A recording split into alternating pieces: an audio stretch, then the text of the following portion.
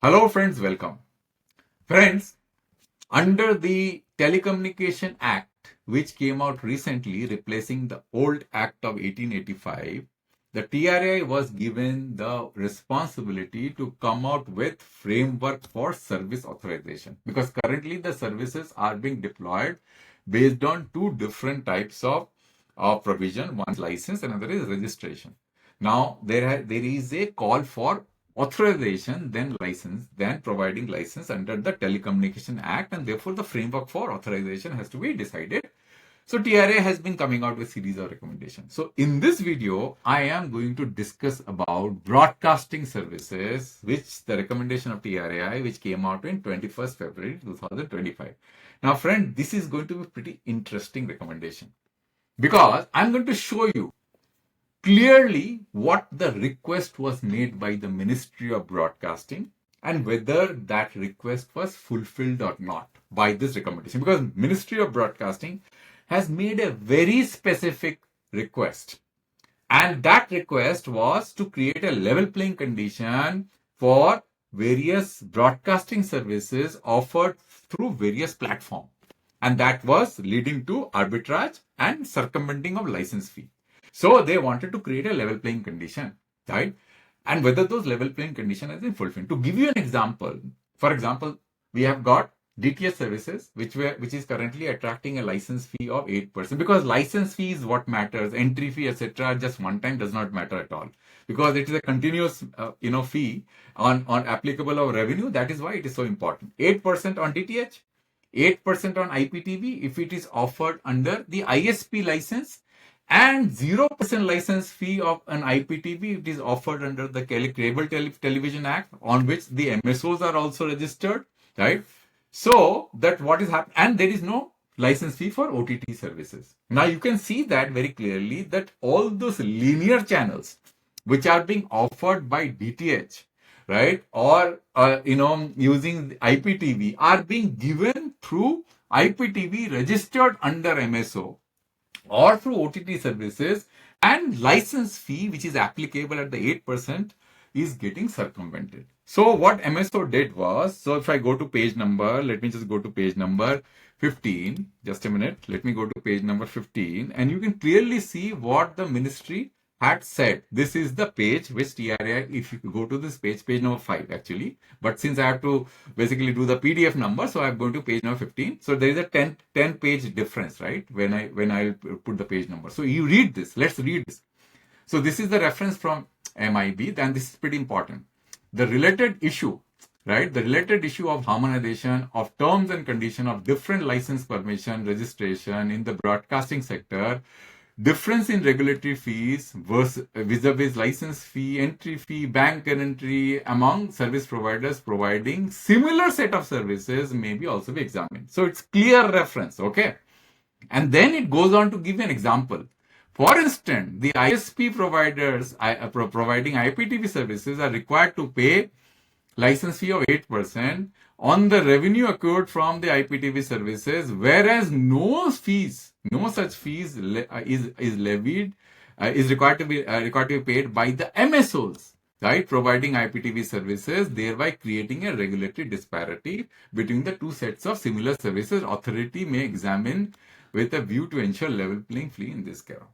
So what let me tell you, friends, without you having to suppose somebody wants to basically disconnect from here, right, and don't want to go through the full video, I am giving you a option to do that. I am telling you that TRAI has done nothing about this recommendation of looking into the levy of fee of license fee between the IPTV service providers, which are providing it through the ISP license and the MSO license, and they have not done anything on OTT, but the OTT was not part of this reference at all. Now, no mention was made by the MIB, though that was also a bone of contention, which is going on for a long period of time. So TRAI has done nothing. So TRAI has done about bank guarantee and everything, but as regards license fee at the 8% of concern, they only have done one thing. They have reduced or recommended a reduction of DTH services license fee to 3% and slowly rolled over that license fee to 0%. But IPTV, they have done nothing. Zero. Because why IPTV is very important? The reason IPTV is very important is that currently the linear TV, is provided through FWAs. And FWA has got the capability to provide quality of service, because you can, under a standalone network, you can manage the TV content which is coming from FWA. So if you are offering IPTV services using an optical fiber network and using an FWA, and if you are doing it through an MSO license, then there is no license fee applicable, right? But if you are using an ISP license, then you have to pay 8%. So I do not understand why TRAI did not recommend, right, to create a level playing condition for the MSO and the ISP when the Ministry of Information Broadcasting has specifically mentioned about this. Why? Why did they do that? Because there was no point. And let me just go page by page. It might confuse you, and I'm going to give you kind of proof why. So let's go to the next page, right? I'll go step by step, because there is no point in basically doing it on a conjecture basis. So let's go to page number 22 and see what has happened.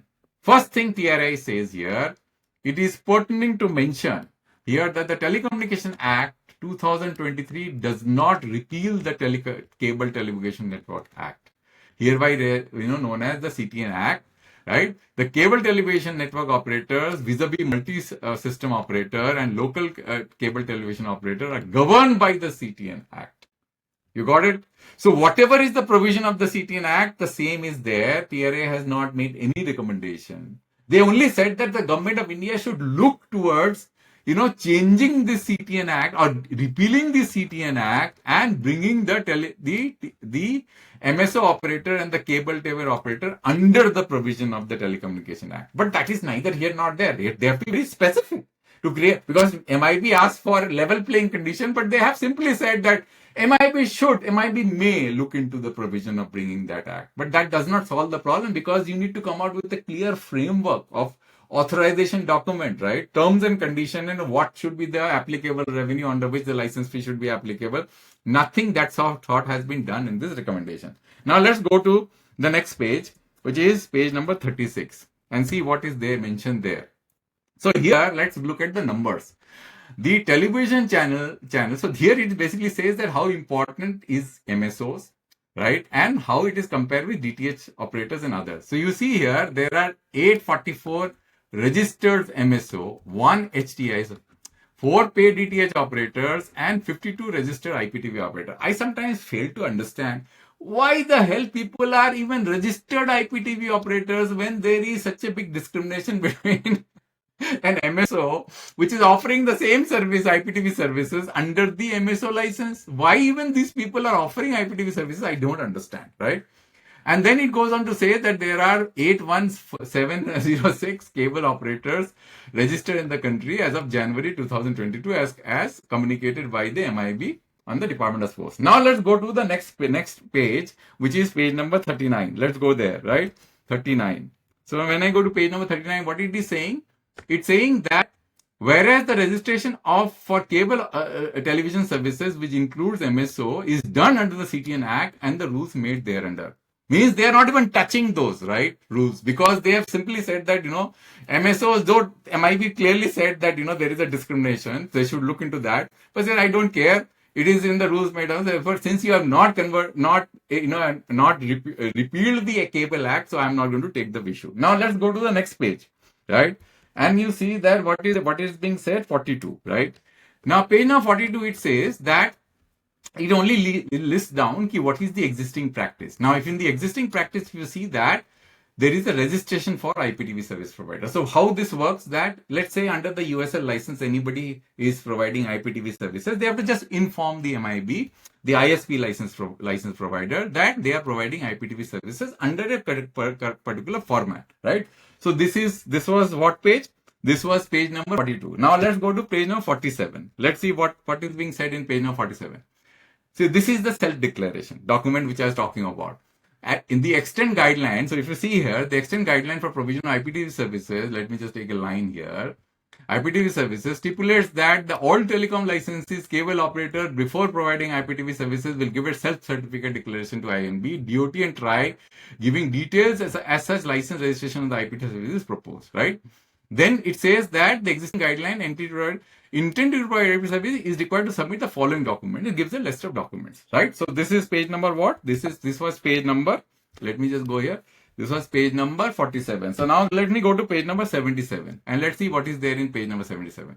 Now it says it calls for the MIB reference. Interestingly, it calls for, but it forgets about the revenue share. It only says MIB is the TRAI saying MIB calls for aligning IPTV guidelines to the Ministry of Telecommunication Act, the extent guidelines of MIB and IPTV MSO, telecom access service provider, etc., with a minimum. So it's basically focused on doing everything. All level playing conditions are set. Just the revenue share part has been forgotten completely, right? So that's what I'm talking about here. So this is page number what? Page number 77. Now let's go to page number 78 and see what is going on in page number 77. So now let's see what TRAI is saying. TRAI is saying that on 18 September 2024, right? It may be referred. It is said that the recommendation on the scope of this is a TRAI recommendation of Unified Service Authorization, Access Service Authorization, and Internet Service Authorization includes IPTV services in alignment with the extended license condition, and therefore there may not be a need to grant a separate authorization for IPTV services as enablement is already covered under the parent authorized list. So what is the point? See, this is exactly what the MIB wanted you to do. See, MIB is saying, because MIB is giving you a separate reference. This thing that you are referring here, TRAI, this is under the telecom ministry's reference. So why are you mixing these two issues? I am asking you a question. You have to answer this question. Right? So this is a reference basically from the telecom ministry, and the MIB is giving you a different reference. And you are saying that we are not going to have a separate authorization for IPTV services for enablement because it is already covered authorization. So look at this. They have circumvented this whole issue, and this is my problem. Right? You say that IPTV services will be zero. That is fine with me. Absolutely fine. DTH license fee should be zero. Everything should be zero. Why you want to raise one license fee and other license fee? Basically, you create a circumventing part of doing regulatory. This is exactly the problem that we have in our country, right? So, like for example, you have got license fee applicable for USL license, everything, and then you somehow come out with an IP1 license, which actually creates infrastructure sharing, and you say that, India has become the great hub of infrastructure sharing, but you forget the fact that it became because the IP1 license actually didn't have any license fee, therefore the sharing became possible, right? So look at this, right? And then now let's go to what was the page which I was talking about. The page number, let me just go here. This is the page number 878. Now let's go to page number 89 and let's see what page. So it says, in page number 89, it says, this is basically the part of the recommendation, and it says, it gives all kind of recommendations. The TRAI is getting all recommendation. It says, for IPTV services, only terms and conditions for provision of IPTV services should be included in the rules. Separate authorization for IPTV services is not required under this rule, as it is already covered and the scope of authorization for USL, Unified License, Access Services, and Internet Services. In addition, MSO registration under the Cable Television Network Regulation Act can also provide IPTV. So then what was the point? MSO authorization can do IPTV services. We know they are paying 0% license fee. You understand? And these people who are doing IPTV services under the ISP authorization is paying 8% license fee. Where is this level playing condition? I'm asking you a question. You tell me, where is this level playing condition? Okay. Now let's go to where we were. It is page number. Then 185. See, I feel very disturbed here. So then it basically goes on to give some cross-holding, authority recommends the restriction on cross-holding pattern may be similar to DTS. That's fine. You can actually create all this level playing condition. That's okay. Then where were we? We were in page number 155. Now 197. Let's go to 197 and see what is there. This is where TRAI gives the existing fees comparison. So it says that comparison of existing rules, validity among the various distribution of television channels. So here you will see license fee, right? And you see DTH, 8% AGR, right? And then STS not prescribed. And then it says IPTV as per their respective authorization. So you have not even defined authorization under this recommendation.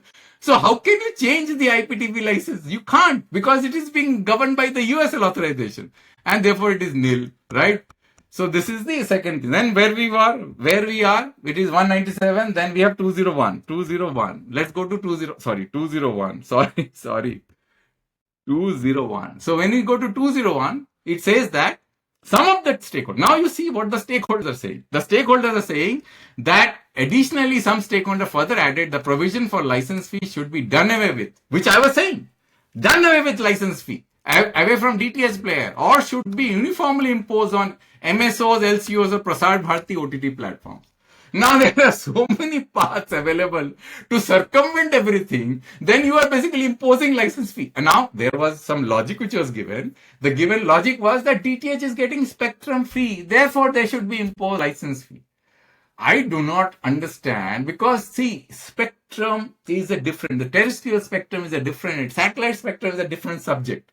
You can't be basically equating satellite spectrum with terrestrial spectrum, and that is the basic problem. I've written so many articles, right, about this. It is always authorization. Even the current satellite services will be under authorization, right? Terrestrial spectrum is auction because it is exclusive. And these are not exclusive. Sometimes it is given under shared manner, right? So you can't compare these two services. Now let's go to the next page, which is page number 2210. Let's see what it talks about. Now here the financial parameter and validity of DTH and HTI services are confirmed, which is, we know that DTH is 8% and HTI is nil, right? Let's go now to the next page, which is 359. So let's go to 359, and let's see what it is saying. Applicable fees for television distribution services, and that's fine. Here it talks about TRAI saying that DTH now should be reduced to 3%, which is very good. And they are saying that should become 0. This is one good thing TRAI has done, so I agree with them. I'm fine with them. But nothing they have done about the IPTV under ISP. Because at that time, when they were recommending the USL framework, they should have said that IPTV under ISP should be 0% to align with broadcasting sector license fees. They should have said that. Why they have kept it under 8%? Let me ask you this, right? So now let's go to the next page. Next page, that is page number 378. 378, if I go here, and what it is saying, this is basically defining what IPTV. So if you look at the definition of IPTV, you'll say that everything can be delivered under IPTV. In the linear channels can be delivered under IPTV. So you are delivering linear channels under DTH, and you put them under separate licensing framework, and IPTV you are giving away free. Right? Because they don't fall under, they are under the MSO license fee, right? So there is another issue that IPTV service, for example, if you offer IPTV services, you are not following any of the rules about the channels, because you can basically tweak it in such a way that you can circumvent that also, right? Now let's go to the next page, which is 379, and then you see what. Then it basically gives a definition of MSO. It means that MSO is a cable operator who has been granted registration under Rule 11 of the Cable Television Network Rules, and also receive programming from broadcaster and retransmitter. So it's a definition of MSO, right? So then we go to 440. Now let's go to 440. Now 440 is basically the section for Internet Service Protocol. These are the rules, right? So what it is saying, an entity either holding an authorization under the section 31A of the Telecommunication Act for provision of unified service, access service, internet services, whose scope of services authorization include IPTV services, or any other telecom service provider duly authorized by the Department of Telecommunication or MSO registered under the Cable Television Network Act, referred to as the CNT Act, can provide IPTV services. However, such entity shall be required to submit self-declaration. That's all it is saying. And then it keeps on giving, there is an authorization fee which says the entity granted an authorization under the section 3.1 of the Telecommunication Act is required to pay an authorization fee applicable under the rate which I told you in the 8%, right? to provide IPTV services. Therefore, the revenue from the provision of IPTV services shall into the revenue, blah, blah, blah. Provided that the IPTV, in case of IPTV service provider authorization under the section 3A of the Act is also a registered MSO. Why would anybody have the IPTV service provider under the Telecommunication Act and also, using the same company and registered under the MSO? Why would they do that? They will have a separate company, right? So that will become an MSO under the CNET Act, and the provision pertaining to the authorization fee of the telecommunication shall be applicable. So he's saying that if the same company is under the two buckets, then the telecommunication authorization fees are going to be applicable. Now let's go to finally, I think we are almost done. Then we have got 443, and let's see what is 443. So it is sharing of infrastructure. Now this is important. The reason why it is important is that whenever technically, commercially feasible, and IPTV service providers be allowed to share platform infrastructure, including transport systems, SCADA system, on a voluntary basis with other authorized entities. It means a MSO player can actually use the USL infrastructure to provide IPTV services under the USO framework and pay 0% license fee. That all it means, right? So these are the things which I wanted to talk about. And then let's see 479, one more last point. Let's go to page number 479 and see what is in 4. So this is the structure which I wanted to talk to you. So if there is a revenue share arrangement applicable, which is basically for the radio services, then they have to come out with this kind of form, right? Similarly, if you go down below, you will find that they will have to come out with a definition also. And then when you go down, format for revenue statement for DTH services also. So all the line items have been clearly listed down, but nothing as such has been listed out for MSO for providing IPTV services. So friends, anyway, I want to stop here. I want to tell you that how MIB was very specific when it mentioned that, look, and let's go to the state point about, page number, so that just to summarize, page 15. And here you can see the MIB was very specific. It says that the ISPs, for instance, the ISPs for IPTV services are required to pay a license fee of 8% for acquiring IPTV services, but no such fees are required to be paid by MSO and providing. Nowhere in this recommendation, this particular aspect was taken care of. TRAI simply circumvented the whole issue and went in a complete different direction. So this was the responsibility of the TRAI, right? To give very specific recommendation. Why they chose not to ignore this fact, I don't know. Friends, you have to answer this and let me know what I committed mistake. If I have not read this properly, let me know, because I could not find it, friends.